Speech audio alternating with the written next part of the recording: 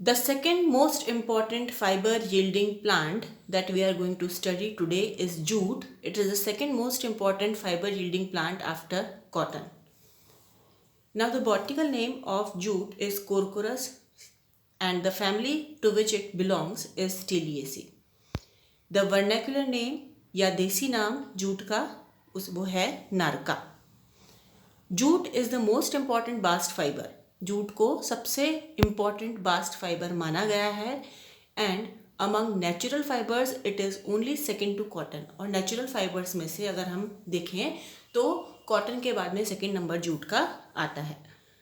The fibre is obtain from the stem of 2 species of Corchorus, that is Corchorus capsularis and Corchorus olitorius. इसका जो रेशा है jute का वो हमको कोरकोरस के प्लांट की स्टेम के से मिलता है, जिनका नाम है Corchorus capsularis and Corchorus olitorius.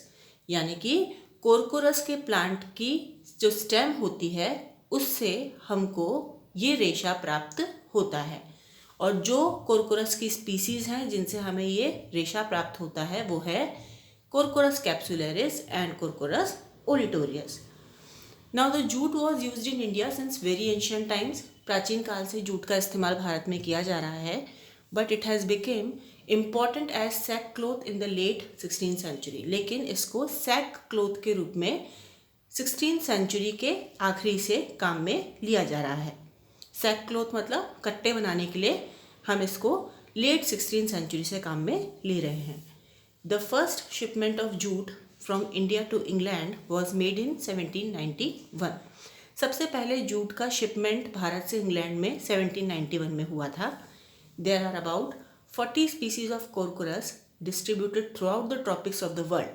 लगभग 25 स्पीसीज कोरकोरस की पूरे विश्व में डिस्ट्रीब्यूटेड पाई जाती हैं. 8 species of Corchorus occur in India. Bharat में इसकी 8 प्रजातियां देखने को मिलती हैं, लेकिन 8 में से केवल 2 ऐसी प्रजातियां हैं जो कि कॉमर्शियली इम्पॉर्टेंस हैं, आर्थिक महत्व जिनका देखा गया है. Now corchorus capsularis is considered to have its origin in the Indo Burman region. ऐसा माना गया है कि कोरकोरस कैप्सुलरिस जो है उसका जो ओरिजिन है वो इंडो बर्मा से हुआ है.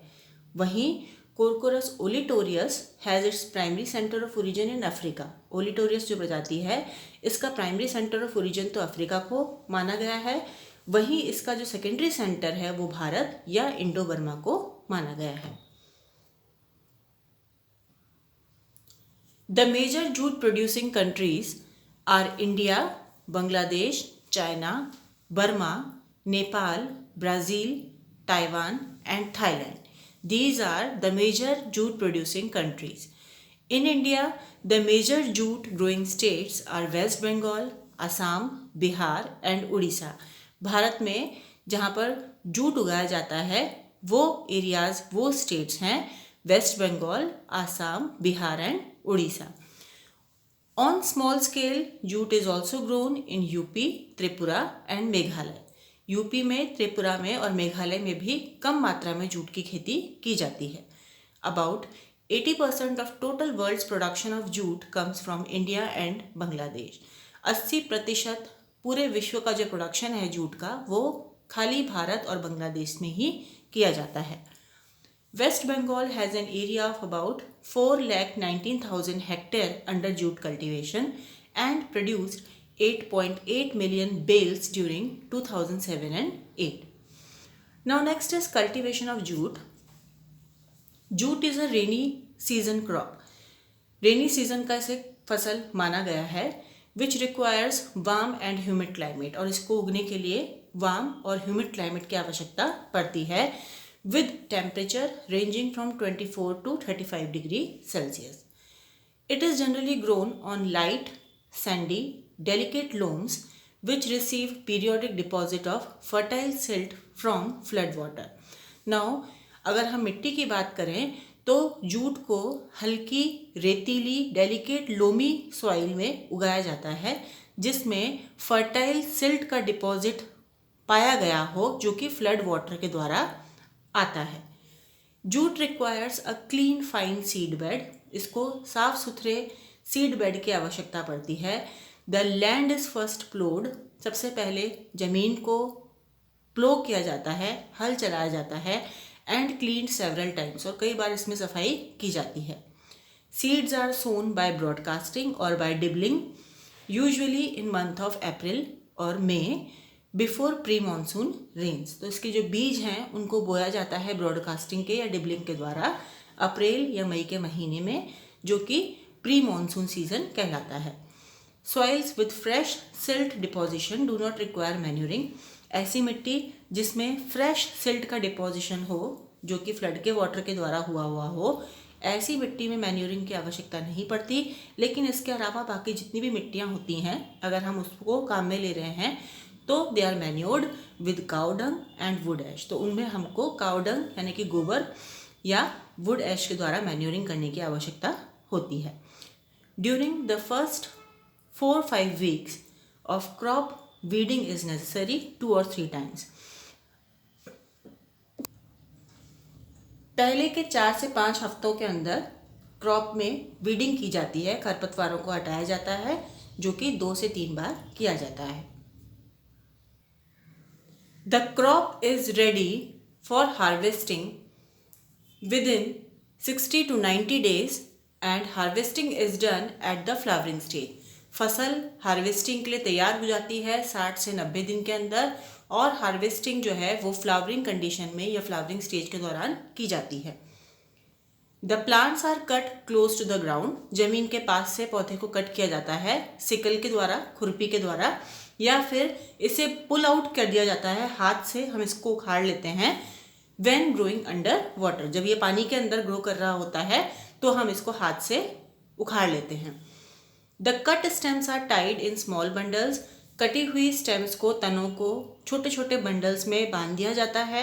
And left in fields for 2 to 3 days, और 2 से 3 दिन के लिए इनको खेतों में ही छोड़ दिया जाता है, so that the leaves wilt and finally drop of, ताकि जो इसकी पत्तियां हैं वो विल्ट हो जाए, सड़ जाएं और फाइनली गिर जाएं। Now next is nature of jute fibres. Fibres occurs in long wedge shaped bundles, इसके जो फाइबर्स होते हैं, रेशे होते हैं, वो लंबे वेज के आकृति के बंडल्स में पाए जाते हैं आउटसाइड द जाइलम, जाइलम के बाहर स्टेम में। Usually the fibres and groups of thin walled cells of phloem occur alternately, इसमें रेशे और थिन वॉल्ड फ्लोएम के जो सेल्स होते हैं वो ग्रुप में पाए जाते हैं जाइलम के alternately. Each fibre group consist of 4 to 50 thin walled cells of phloem, fibre के हर ग्रुप में, रेशे के हर ग्रुप में 4 से 50 4 to 50 थिन वॉल्ड सेल्स पाई जाती हैं फ्लोएम की। And length of each cell, और हर सेल, हर कोशिका की जो लेंथ है वो 2 से 3 मिलीमीटर से ज़्यादा एक्सीड नहीं करती। Next is processing of jute.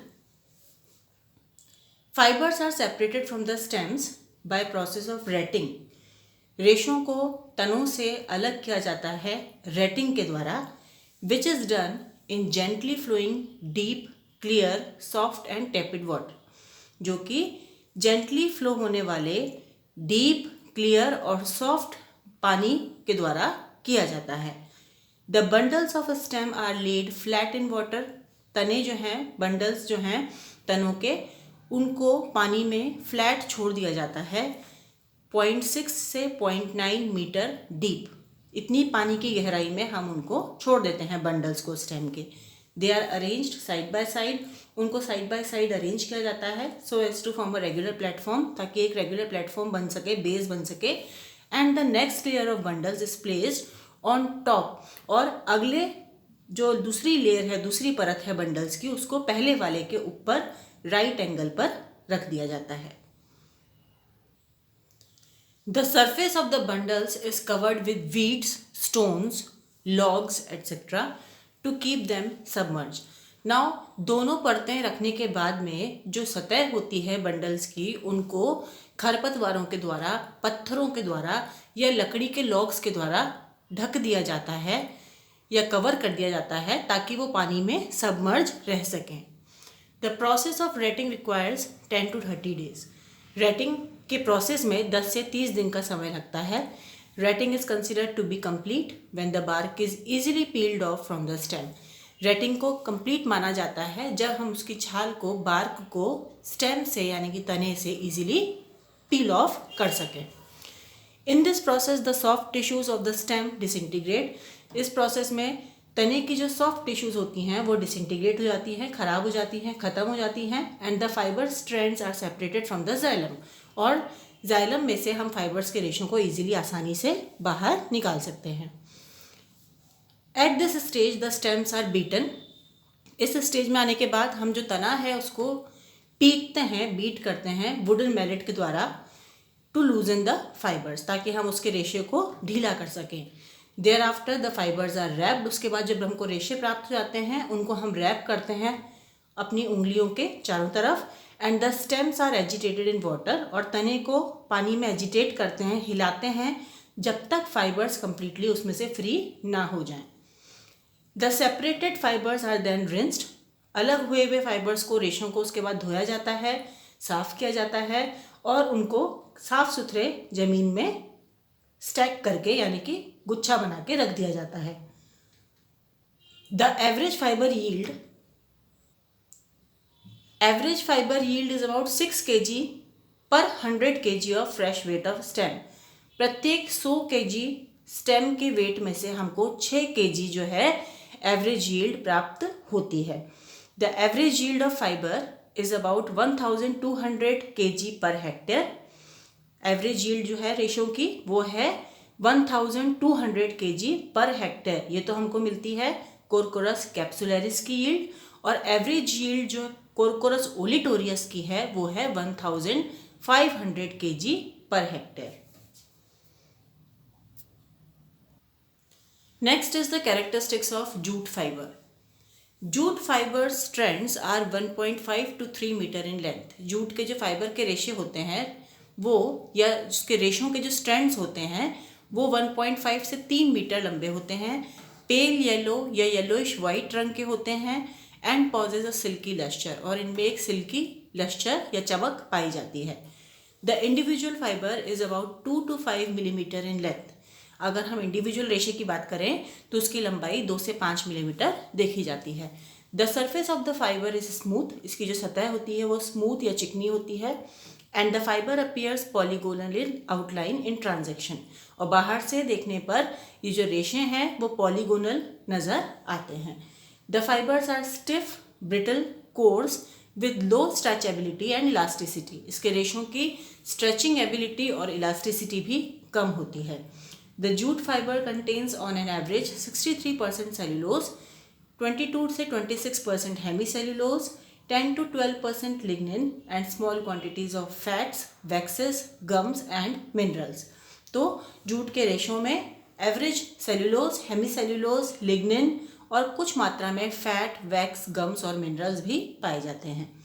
The quality of jute fibre is determined by there fineness, colour, lustre, length and strength. Quality जो जूट के फाइबर्स की है वो उनकी कितना फाइन है वो उसके द्वारा, उनका कलर कैसा है उसके द्वारा, उसमें चमक कैसी है, लस्टर कैसा है उसके द्वारा, उनकी लेंथ के द्वारा और उनकी स्ट्रेंथ के द्वारा डिटरमाइन की जाती है. The fibres are obtained. जो फाइबर्स हमको कोरकोरस कैप्सुलरिस के द्वारा मिलते हैं वाइट रंग के होते हैं, वाइट कलर के होते हैं, इसीलिए हम इनको वाइट जूट बोलते हैं कॉमर्शियली. वहीं जो फाइबर्स हमको कोरकोरस ओलिटोरियस से प्राप्त होते हैं वो येलोइश रेड कलर के होते हैं या ब्राउन कलर के होते हैं और उनको हम कॉमर्शियली टोसा जूट के नाम से जानते हैं. Next is the uses of jute. The first use of jute is that jute is an important bagging material. बहुत ही इम्पॉर्टेंट बैगिंग मटीरियल इसको माना जाता है. Which is used for making Ghani bags. Ghani bags बनाने के काम में आता है. इसके अलावा ये रस्सी यानी कि रोप्स को बनाने में भी काम में लिया जाता है. It is used in manufacture of curtains, carpets, blankets etcetera. इसके अलावा कर्टन्स पर्दे बनाने के लिए, कारपेट्स चटाइयाँ बनाने के लिए और ब्लैंकेट्स को बनाने के लिए भी हम जूट को काम में लेते हैं. The short fibres of jute which are known as jute butts are used in paper making. Jute के जो छोटे रेशे होते हैं, छोटे साइज के रेशे होते हैं, उन्हें जूट बट कहा जाता है और ये पेपर बनाने के लिए काम में लिए जाते हैं। Jute sticks are burned as fuel. Jute की जो डंडियाँ होती हैं, स्टिक्स होती हैं, उनको ईंधन के रूप में जलाया जाता है। Jute cuttings and sticks are a good source of cellulose. Jute की कटिंग्स और जूट की जो डंडियाँ होती हैं, स्टिक्स होती हैं, वो उनमें प्रचुर मात्रा में सेल्यूलोज पाया जाता है and can be used as pulping raw materials for writing and printing papers बनाने के लिए भी हम इनको काम में लेते हैं। इसके अलावा ये स्पेशलिटी पेपर्स बनाने के लिए काम में आते हैं, जिन्हें कई प्रकार के यूजेस में काम में लिया जाता है।